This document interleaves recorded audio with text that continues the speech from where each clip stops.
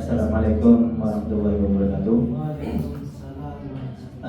Yang pertama saya ucapkan terima kasih kepada Bapak Kepala Sekolah sudah menghadiri acara hari ini dan teman-teman guru dan teman sejawat juga yang sudah meluangkan waktunya untuk menghadiri acara ini.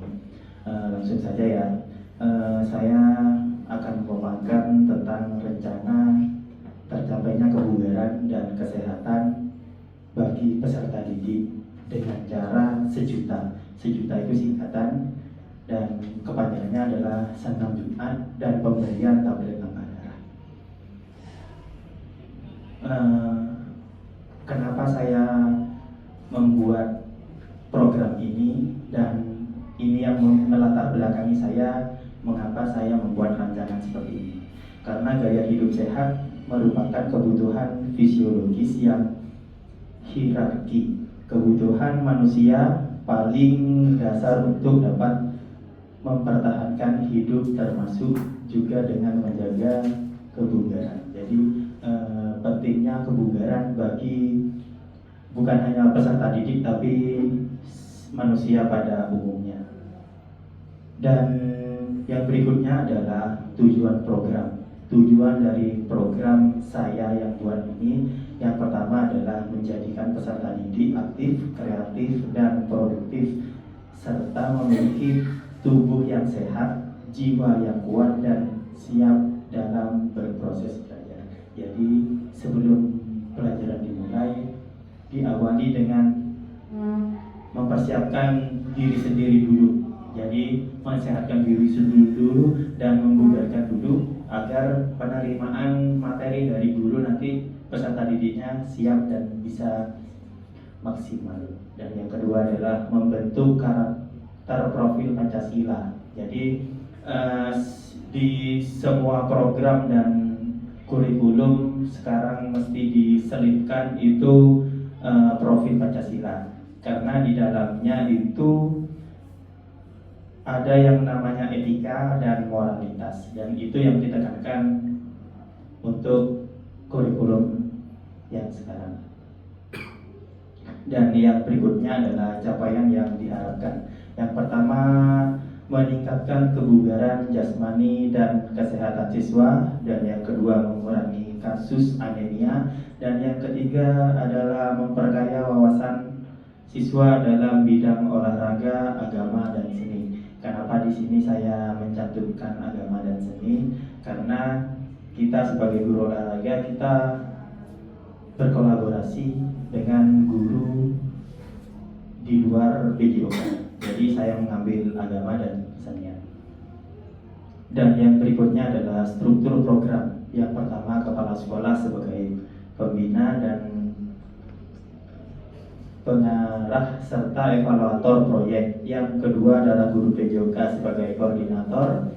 Dan yang ketiga, mata pelajaran yang terlibat.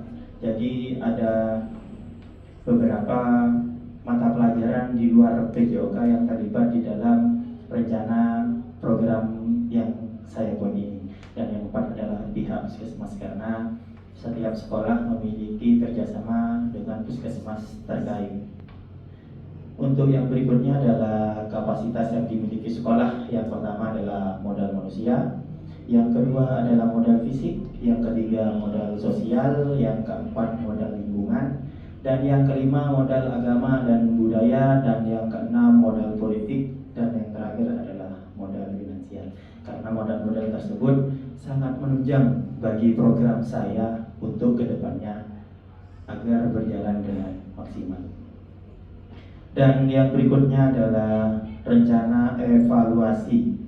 Yang pertama adalah refleksi harian, jurnal, bergambar, dan diskusi kelompok. Yang kedua observasi, dan di dalamnya itu adalah pengamatan langsung oleh guru dan rekan sejawat. Jadi dalam observasi ini pengamatannya oleh guru PJOK. Jadi kita teman sejawat dalam satu sekolah akan mengobservasi bagaimana nanti kegiatan ini berjalan dengan semestinya atau tidak. Dan yang berikutnya adalah solusi. Yang pertama adalah jadwal yang fleksibel. Jadi untuk rencana program saya ini jadwalnya itu fleksibel, nanti mengikuti dari jadwal dari sekolah. Yang kedua adalah pendekatan personal, pendampingan kepada peserta didik dalam mengkonsumsi PPD. Jadi sebelum program ini akan dilaksanakan, kami sebagai tim nanti atau saya nanti akan mensosialisasikan kepada peserta didik, khususnya kepada siswi atau peserta didik yang wanita atau perempuan, karena yang banyak terkena dampak anemia itu ada siswi. Yang berikutnya adalah tantangan yang nomor satu adalah keterbatasan waktu, pengintegrasian program dengan jadwal akademik. Jadi tantangannya adalah kita akan mensinkronkan dengan program jadwal akademik agar akademiknya juga lancar dan program ini juga terlaksana dengan baik. Yang kedua adalah resistensi perubahan. Peserta didik sulit untuk mengkonsumsi tablet tambah darah karena gini, tidak semua siswa atau siswi ini bisa minum obat tambah darah dalam bentuk kapsul atau pil. Jadi biasanya ada yang harus digerus dulu atau dalam bentuk sirup gitu. Jadi itu merupakan tantangan bagi saya dan kami pada umumnya. Jadi itu adalah tantangannya. Dan yang berikutnya adalah terima kasih. Mungkin ada pertanyaan dari para audiens.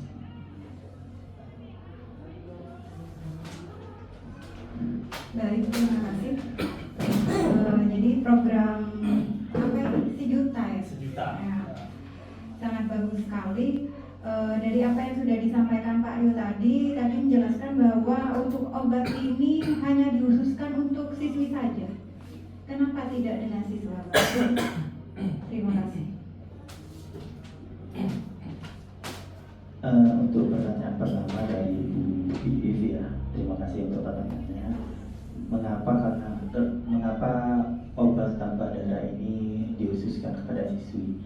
Sebenarnya siswa juga dapat, tapi kami lebih fokus kepada siswi karena kenapa? Untuk kasus yang di sekolah saya atau di sekolah kami itu kebanyakan siswi yang mengalami anemia. Karena apa? Yang nomor satu itu siswi itu datang bulan, ya Bu ya.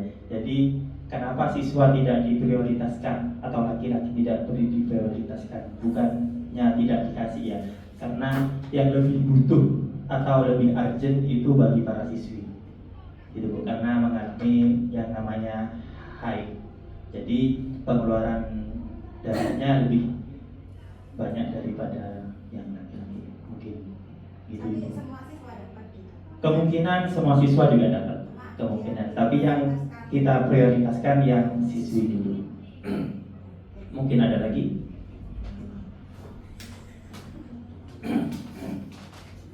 Terima kasih atas berbagi kesempatannya. Mau diputar slide yang terakhir sebelum slide terima kasih. Terakhir. Sama-sama. Nah, iya. Tantangan berarti ketika akan mengadakan program ini kan sudah terbayang wah kita akan tantangannya ini. Kalau yang nomor 2 itu resistensi perubahan, peserta didik sulit untuk mengonsumsi tablet tambah darah. Kemudian Bapak tadi mengatakan akan melakukan kayak pendampingan, semacam pendampingan. Bentuk pendampingannya seperti apa? Terima kasih. Untuk pertanyaan kedua, terima kasih untuk Bu Yuni sudah memberikan pertanyaan kepada saya. Saya mencoba untuk pendekatan personal untuk bagi anak-anak yang tidak bisa mengkonsumsi penambah darah dalam bentuk pil atau tablet. Ya, jadi saya tanyakan dulu nanti, kenapa kok tidak bisa? Masalahnya apa dulu? Jadi saya tanya dulu, masalahnya apa? Mungkin, oh iya Pak, karena saya dari kecil nggak bisa. Oke, jadi biasanya kamu minum obat pakai apa? oh digerus Pak atau Bang kasih sirup, oke. Jadi dari permasalahan itu saya evaluasi dulu, jadi sehingga nanti ketemu solusinya seperti apa. Jadi kan masalahnya kan siswi tidak bisa mengkonsumsi dalam bentuk tablet, ya kan. Jadi nanti solusinya mungkin bisa jadi obat itu digerus dulu. Kalau dari pihak ini kan tablet tambah darahnya kan kita kerjasama dengan puskesmas. Mungkin kalau puskesmas mengadakan obatnya itu dalam bentuk sirup atau cair, kami tidak usah menggerus. Tapi kalau tidak ada, memang tidak ada, hanya yang disediakan itu tablet, terpaksa saya akan mengkondisikan dengan menggerusnya sesuai kebutuhan siswa atau peserta. Tapi sebelum melakukan itu berarti kita tetap ditanyakan ya. Ya. Syukur kalau bisa dipersuasi siswanya bisa minum tablet. Iya, jadi kita usahakan dulu siswa itu bisa minum dalam bentuk tablet. Karena apa, itu juga proses pembelajaran. Masa tidak bisa seterusnya kan nggak bisa, gitu. Jadi nanti saya pendekatan personal. Jadi kalau misal sudah, nanti saya langsung data. Yang tidak bisa menggunakan tablet siapa saja. Jadi kami bisa menyiapkan langsung, gitu. Mungkin ada lagi? Cukup. Kalau cukup, saya terima kasih atas meluangkan waktunya. Semoga Allah yang membalasnya. Dan untuk pemaparan hari ini saya ucapkan terima kasih dan saya akhiri. Assalamualaikum warahmatullahi wabarakatuh. Waalaikumsalam.